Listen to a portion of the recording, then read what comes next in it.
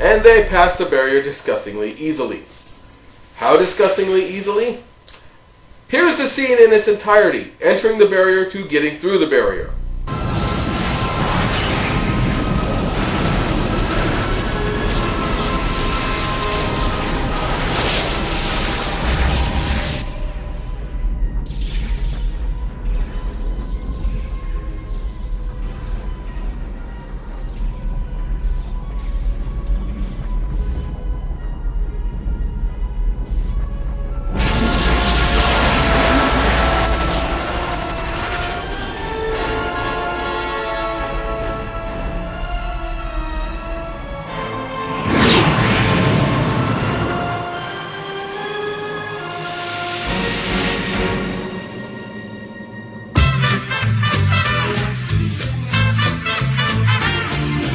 Kirk, what did you say about the barrier? No ship has ever gone into the Great Barrier. No probe has ever returned. Are we dreaming?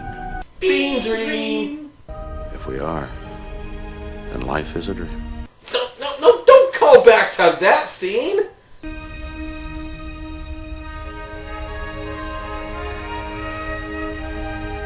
Again, I'll point out, the music is absolutely fabulous. What's this music doing in this movie? And Kirk just shows up on the bridge. He wasn't guarded, apparently. And now everybody's friends. Seriously, for the rest of the movie, Sybok is going to be an ally. About the ship. The ship needs its captain. No special conditions? No conditions. Well, since we're friends now... And it's landing party time. This is a dangerous mission, and it's likely one of us will be killed. The landing party will consist of myself, Mr. Spock, Dr. McCoy, and Ensign Ricky. Ah, crap. Man, the Garden of Eden is butt ugly. What kind of shithole planet is this? Kirk wants to arm himself, but Sybok convinces him otherwise. Okay, wait. I've got a crazy idea here, Kim. Could Shatner have been planning it so that this place is beautiful to a Vulcan, but not to a human, since they grew up in a desert? Huh. Did Shatner do something clever, or did he just do the low-budget thing? Stop giving people credit, Matt. Meanwhile, Scotty is working on the transporter. The Klingons arrive, but no one notices.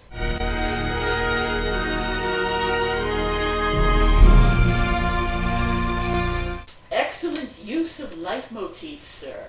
And after a long scene of walking, God appears! Brave soul. Is this the voice of God? One voice. Many faces.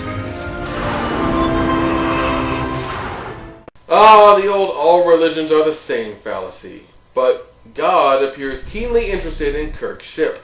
And I mean, very interested.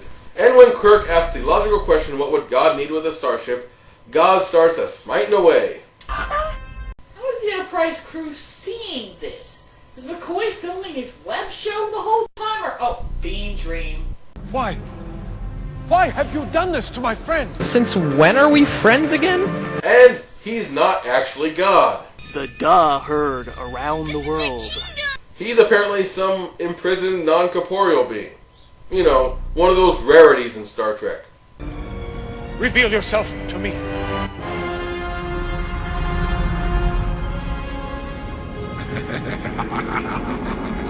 Okay, was it just me, or was that music cue there kind of very Star Wars-y Imperial March sounding? And then God reveals his true nature. He's Sybok with his hair down. What a twist?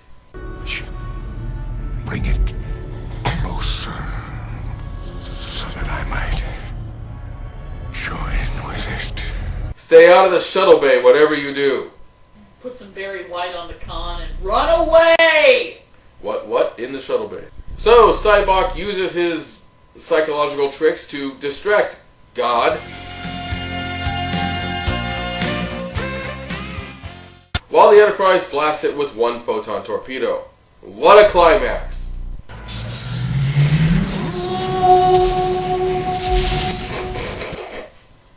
That's the sound of menace from God, eh?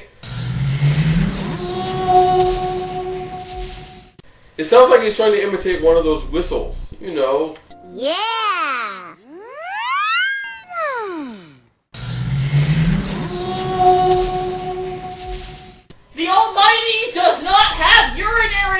reactions! For those transcribing at home, that would be 2 H's, 3 Y's, 4 U's, and end with a GH. So they run back to the shuttle after spending apparently hours walking there. Slow reaction time there, Jehovah. What, were you on the can like in First Kings? And the transporter works, but it can only get 2 people at a time.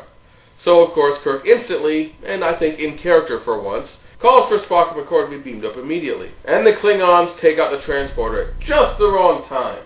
Uh-oh, Kirk's alone now. He might die. Captain Kirk is on the planet below. Then give me his coordinates. And Spock goes to Claw's boss. I am a foolish old man. Damn you, sir. You will try. Well, apparently Cord had a story arc this whole movie. Klingon Commander, someone wishes to speak with you. Beat Sulu out.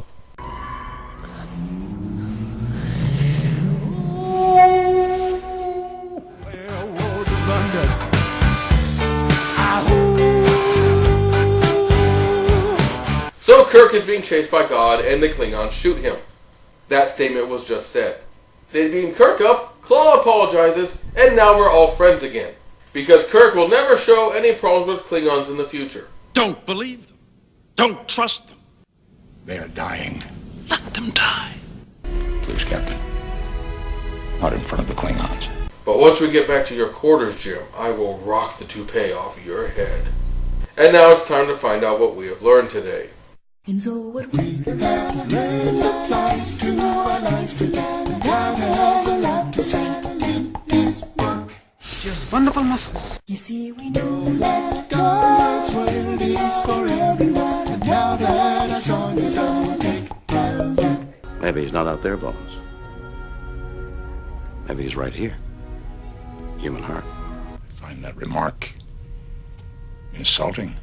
Either Shatner is telling us that the quest for God and ultimate knowledge is not going to be found in outer space, so we don't need to find God on planet Eden. I would agree with that message, but it seems a little needless. Or he's saying that God is not an actual being, but some abstraction of our better natures, and we need to not worry about actual religion or seeking God, but instead we can just look to ourselves and mankind. And if that's a lesson, then f*** you. And given the tenor of the rest of the Star Trek canon, number 2 is more likely, in which case, I echo the f*** you. I was thinking of Sabok. I've lost a brother. I lost a brother once. I was lucky I got him back. Well, take that, Sam Kirk. That's what you get dying tragically in the original series. And we're back to Yosemite because Kirk is finally waking up from his bean dream. Merrily, merrily, merrily, merrily. Life is but a dream. Ah, yes, a constant off-key loop of row, row, row your boat. The end. That was Star Trek V. Do I need to say what I thought of it? The plot of this movie is nonsensical. The effects are many times pathetic even for their era. The moral is insulting, and Shatner's ego is splattered all over this thing. Every other character has to be pushed down for the glory of James T. Kirk. Captain, I need Jim Kirk. Captain Kirk, I so much want your understanding. I want your respect. This is one of the most notorious failures not only of Star Trek, but of science fiction in general. In my opinion, this is the worst of the Star Trek movies, and since there are some really bad ones, that says something. Other people might argue another movie is worse. Fair enough, to each his own, but to me, this movie is the bottom of the barrel for Star Trek films. So, as usual, decide for yourselves. But as for me, I'm calling this one NOS, MOV.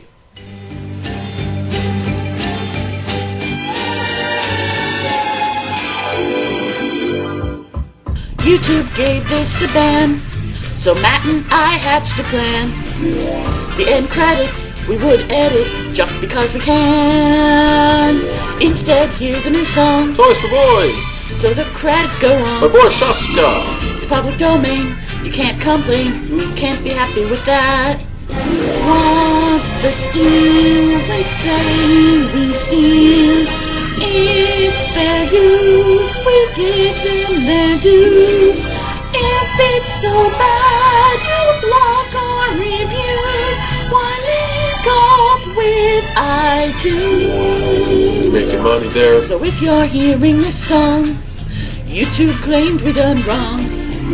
The song title is still vital, right near the end. You'll see what could have been. It was fun. If we just talked like friends. For no one. Instead of discussion, you went for expulsion. That's why this tune has gone on. What more can I say? YouTube gets their way. The old music, we won't use it. Copyright wins. They prevent their loss. We repost past talk. Unfortunately, that's wasted because off-screen Kim is going Bean Dream.